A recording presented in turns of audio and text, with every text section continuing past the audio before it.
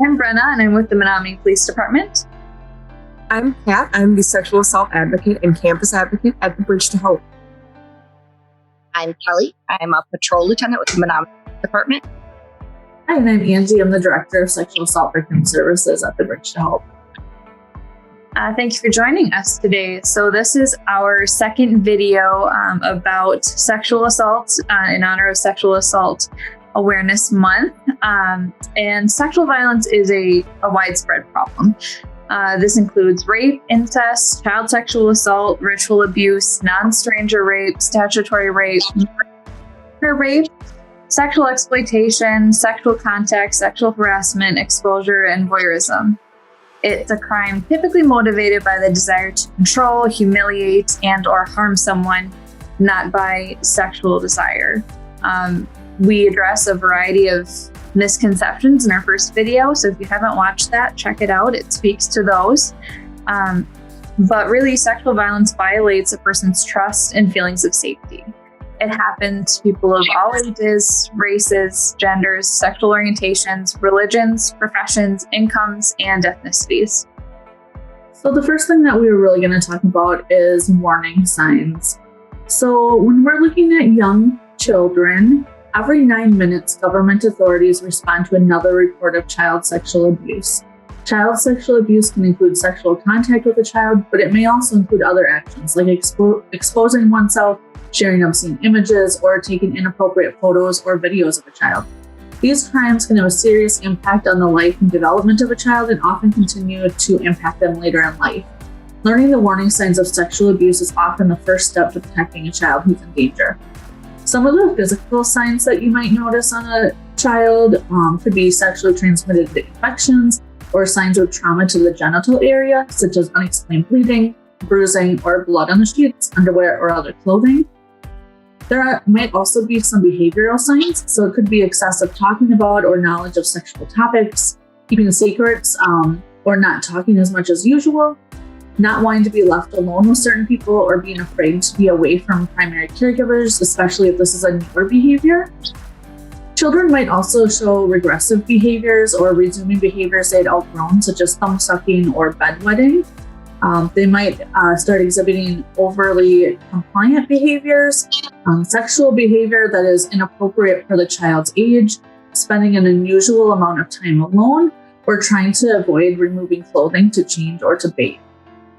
Some emotional signs that your child might be facing is a change in eating habits, a change in mood or personality, such as increased aggression, a decrease in confidence of self-worth or self-image, excessive worry or fearfulness. They might have an increase in unexplained health problems such as stomach aches or headaches, a loss or decrease in interest in school, activities, friends. They might start having nightmares or fear being alone at night, be afraid of the dark, and they might also start exhibiting self-harm behaviors. While some of the signs are similar, teens and college-age adults are going to be seeing different kinds of signs and symptoms of sexual assault. So according to RAINN, studies show that ages 12 through 34 are at the highest risk for crimes of sexual violence, and that females ages 16 to 19 are 4 times more likely than general population to be victims of these crimes.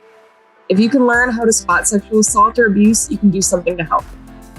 In 8 out of 10 cases of sexual assault, the perpetrator is someone the victim knows. This can make it really difficult for somebody to be open about their experience with sexual assault, particularly if the perpetrator is part of a friend group, a classmate, or someone who is well-liked by their peers. No matter who the alleged perpetrator is, the survivor deserves support and care. College-age adults may also experience sexual harassment or other unwanted behaviors through technology or online interactions. Some people use technology such as photos, video apps, social media to engage in harassing or unsolicited or non-consensual sexual interactions. And it can leave the person on the other end feeling manipulated, unsafe, and exposed. Like when someone forwards a text or a photo or a text that's intended only for the original recipient. If you notice the following warning signs in a teen, it's worth reaching out to them and trying to address what might be going on. You might see unusual weight gain or weight loss, unhealthy eating patterns like a loss of appetite or possibly excessive eating, signs of physical abuse such as bruises or swelling or anything that you might be able to see on the body. Sexually transmitted infections or other genital infections might occur. Signs of depression or other mental health issues such as persistent sadness, lack of energy, changes in sleep patterns or appetite, withdrawing from normal activities or feeling down. Anxiety or worry about the situation that did not seem to cause anxiety in the past. They may start to avoid specific places, locations, situations, and this might be out of the ordinary for them. They may have low self-esteem, low confidence. They might start failing their classes, and that might be reflected in their grades. They might withdraw from school or show absences. They might change their self-care routines or possibly show a lack of self-care. They might pay less attention to hygiene or their appearance or fashion than they usually do. You might also see self-harming behavior, which they might express thoughts of suicide or suicidal behavior. And they may turn to drinking or drug use as well.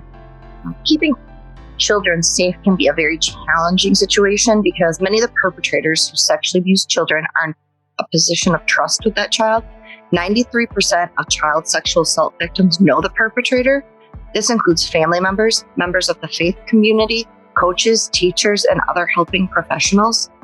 Be cautious of an adult who spends time with children and exhibits the following behaviors. They don't respect boundaries or listen when someone tells them no. They engage in touching that a child or child's parents or guardians have indicated is unwanted. Tries to be the child's friend rather than filling an adult role in that child's life. They do not seem to have age-appropriate relationships with that child. Talks with the children or the child about their personal problems or relationships. Spends time alone with children outside of their role in the child's life, or makes up excuses to be alone with the child. Expresses unusual interest in child's sexual development, such as commenting on sexual characteristics or sexualizing normal behaviors. They give a child gifts without occasions or without any kind of reasoning for it. Spend a lot of time with your child or another child that you know. Or they restrict a child's access to other adults when they're with them. Next, we're going to talk about the effects on survivors of sexual assault. So many survivors show a wide range of different reactions. Some emotional reactions that a survivor might face are guilt, shame, or self-blame, embarrassment, fear or mistrust, sadness, vulnerability. They might feel very isolated. They might feel a lack of control, some anger, numbness, confusion, shock, disbelief, and denial. Other reactions might be psychological, and this can include nightmares, flashbacks, depression, difficulty concentrating, PTSD, which is post-traumatic stress disorder, anxiety, eating disorders, substance use or abuse, phobias, and low self-esteem. Survivors might also have physical reactions, such as changes in eating or sleeping patterns, increased startle response, concerns about physical safety, physical injury, concerns about pregnancy or contracting an STI or HIV. If the perpetrator is someone close to the victim, they might also lose their ability to trust others. I also want to add that any of these reactions can occur at any time. There is no timeline. So even though you might not feel these things today, it might happen 2 months from now, a year from now, maybe not at all. And all those things are completely normal reactions. I sometimes have folks that who'd be really scared or startled by the fact that they are feeling these things, and it's completely normal. And I really feel it's important that we normalize those feelings so there's less stigma when folks are experiencing these reactions. Sexual violence can also have a huge impact on loved ones and family, friends, whoever might be close to the victim. It can impact, friends, partners, children, spouses, even coworkers of the survivor. And as they try to make sense of what happened, these loved ones might also experience similar reactions and feelings to those that the survivor are facing as well. This can include fear, guilt, shame, self-blame, anger.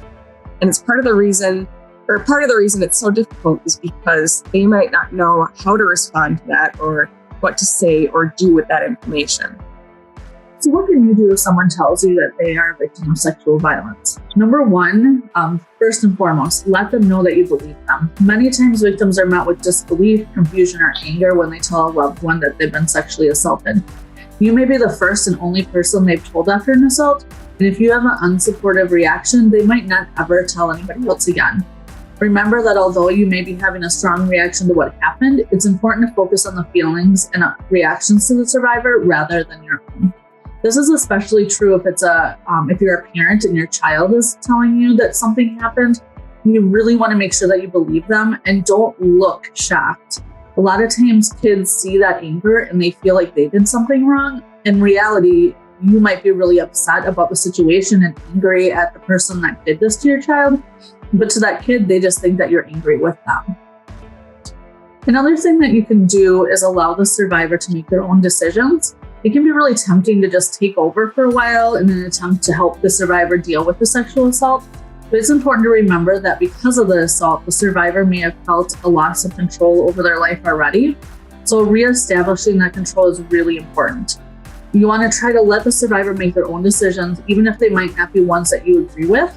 If a survivor wants to talk, try to be an open listener. If they prefer not to talk about the assault, then try being supportive in other ways. Let them know that you care about them and that you're willing to listen at a later time if they wish to share their story. And then you want to make sure that you educate yourself on rape culture and myths. A great deal of harm can be done, often unintentionally, to survivors because the people around them believe the myths that surround sexual assault. Sexual assault is never the fault of the survivor, but rather the fault of the perpetrator. Although this sounds like a simple, even obvious fact, much of the misinformation that exists points to the victim as being responsible for the rape. Educating yourself allows you to provide informed, compassionate support. You can learn more about the myths of sexual assault in our last video. Follow up with what Angie said. It's a good idea to be ready to listen when that person is ready to talk about it. Being a willing listener who acknowledges the feelings of a person who's experienced sexual assault can make a huge impact on their healing. Sometimes it's really useful to simply be with the person and create a safe silence. Again, not everybody wants to talk about what's happened, but to have that space that's comfortable for them to sit with somebody who trusts them and believes them is really powerful. Non-judgmental support helps survivors tremendously as they recover from this kind of traumatic event. So again, really important to stay non-judgmental and try to avoid showing that shock or really extreme reactions. Try to avoid phrases that suggest that they're taking too long to recover, such as, why have you been acting like this? This has been taking a while. This has been going on a long time. How much longer are you going to feel this way?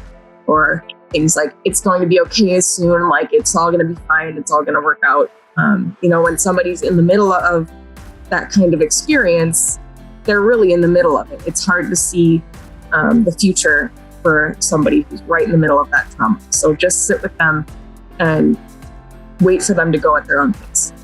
But it's also important to keep checking in. So if the events happened a long time ago, that doesn't mean that the pain is gone.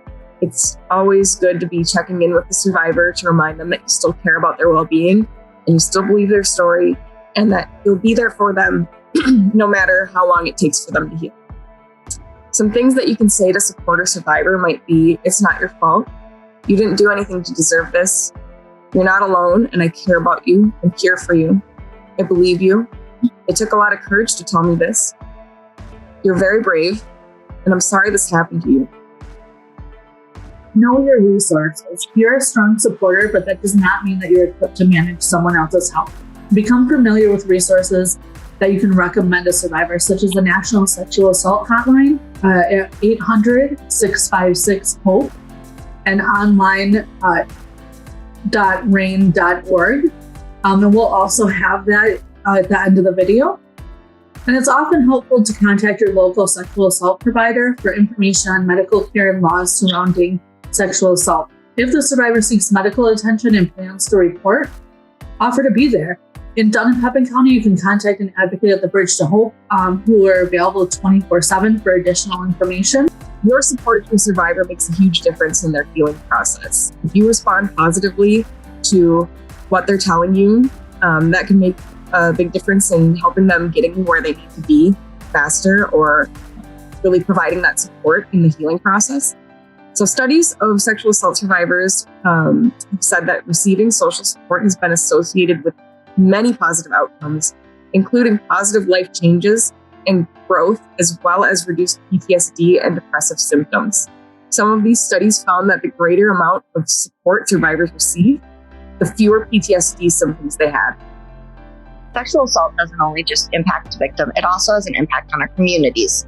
Schools, workplaces, neighborhoods, campuses, and cultural or religious communities may feel fear, anger, or disbelief when sexual assault happens in their community. Violence of all kinds destroys a sense of safety and trust. There are financial costs to communities, including medical services, criminal justice expenses, crisis and mental health service fees, and the lost contribution of individuals affected by sexual violence. Sexual assault and the related trauma response can disrupt survivors' employment in several ways, including time off, diminished performance, job loss, and an inability to work. It impacts our society in many ways as well. The contributions and achievements that may never come as a result of sexual violence represent a cost to society that cannot be measured. Sexual violence weakens the basic pillars of safety and trust that people long to feel in their communities because it creates an environment of fear and oppression. A recent study from the Center for Disease Control and Prevention found that individual victims of sexual violence incur $122,461 over a lifetime in costs associated with lost wages, health, criminal justice, and property damage. Additional research shows that sexual violence can derail a person's education and employment, resulting in a $241,600 income loss over a lifetime. We certainly have a long way to go, but it's important to recognize some of the milestones that have happened fairly recently when it comes to combating sexual violence in our communities. So going back to the 18th and 19th centuries, sexual coercion was just a fact of life for women pretty much everywhere in the country, for female slaves in the South, and as well as domestic workers in the North. At the time, any kind of sexual assault of a woman was largely seen not as an act of violence against the woman, but as a property crime against their husband or father. In the 1800s, as soon as there were some rape laws, most states excluded Black women from those rape laws. So slave women frequently endured violent sexual abuse, and it wasn't until 1861 that a Black woman could even file rape charges against a white man. So going back historically, that was not that long ago. That was, maybe our great-grandparents or great-great-grandparents era. In the late 1800s, suffrage activists successfully advocated to raise the legal age of consent from 10 to between 14 and 18, depending on the state. Entering into the 20th century, you saw more women entering the workforce, but with that, there was a significant amount of verbal and physical assaults from male supervisors that they had to endure. And then by the 1920s, working women were told simply to quit their jobs if they could not handle the inevitable sexual advances that would come with employment. So the 1920s, again, not that long ago. The 1960s onward ushered in a significant progress in American rape law. It was during that time that rape really began to be viewed as a weapon, driven by the desire to exert power and control, like we've mentioned before, over women. And going into the 70s, in 1976, Nebraska became the first state to make marital rape a crime. By 1993, marital rape was a crime in all 50 states. So in 1975, Congress adopted Rules 412, 413, 414, and 415 into the Federal Rules of Evidence. These rules, more commonly known as rape shield laws, limit the defendant's ability to probe into the sexual behavior and history or reputation of the victim. Prior to 1975, defendants could attack an alleged victim's credibility by presenting evidence of their sexual activity or their history, which just added to the public humiliation and embarrassment of having their everything aired out in court. And so that was a strong incentive for victims not to report sex crimes at that time. So that was a really large and important step. In the 2000s, the Me Too movement came about, which in 2006, Tarana Burke coined the phrase Me Too as a way to help women who had survived sexual violence. 15 years later, the Me Too movement has continued to build, and there was a reinvigorated focus on the movement in 2017 after celebrities began coming forward with stories of abuse suffered from those in power. A study by New York-based crisis consulting firm Temin & Co. demonstrates the breadth of the Me Too movement's impact and found that at least 417 high-profile executives and employees were outed by the movement between January 2017 and June 2018. Laws treating sexual assault, harassment, and abuse continue to progress. 38 states, including Arkansas, have enacted revenge porn laws, criminalizing the distribution of sexually explicit images or videos without the individual's consent. What is clear is that continued progress can only be achieved by keeping sexual assault and harassment relevant to the national dialogue. Thank you for joining us for yet another video. We really appreciate you being a part of this and joining the conversation about sexual assault, because the greater dialogue we can have as a community, the better world we're creating for survivors of trauma and sexual assault.